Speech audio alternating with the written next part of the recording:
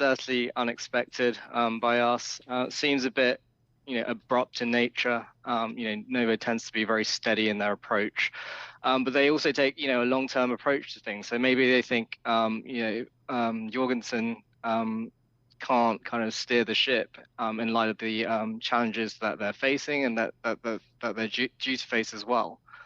As I said, there's been a bit of a turn in fortune since mid-24. Some of that's been market challenges. Some of that's been pipeline execution. In terms of the market challenges, I mean, it's difficult to know kind of what the CEOs, how they were meant to kind of react to that.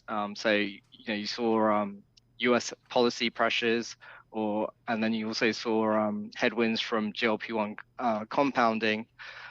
Due to supply shortage, and then on the pipeline side of things, you had underwhelming results for CagriSema, and then you also, we also had kind of reservations around Novo's oral obesity strategy. So that was heavily focused on peptides.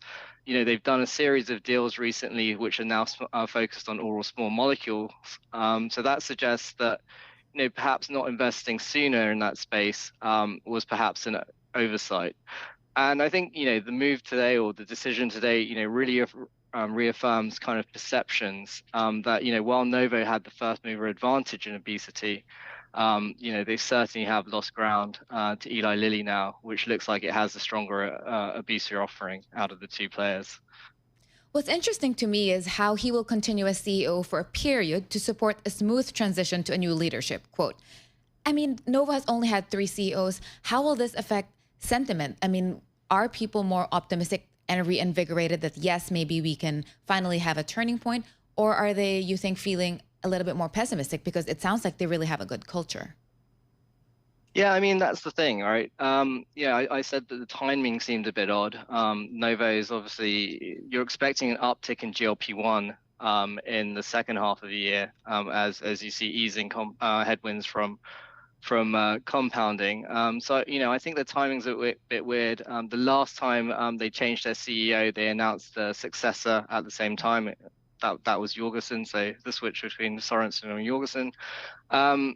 Today, they're basically just saying that they're reviewing internal and external candidates, but the strategy remains unchanged. The fact that they say the strategy remains unchanged makes us believe that it's clearly an execution issue, and that the board and the major shareholder, which is Novo Foundation through Novo Holdings, have clearly kind of lost confidence in Jorgensen.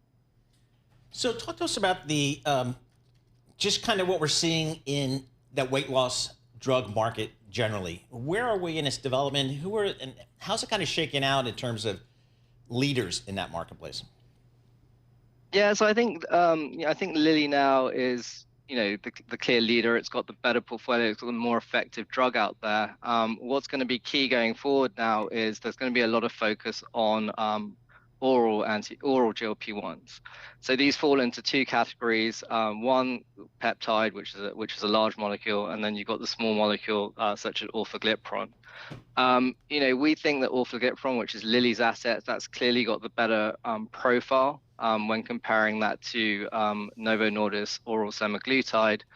That's in part because, one, it's probably easier to scale because of the type of molecule that it is. And 2, you don't have these kind of strict dosing criteria where you have to take it on an empty stomach, etc., which we think is a drawback to convenience. Now, we've seen kind of the difficulties in kind of scaling up injectable GLP-1s. We don't envisage the same issue with oral small molecule GLP-1s. So that would essentially allow kind of greater penetration of the obesity market.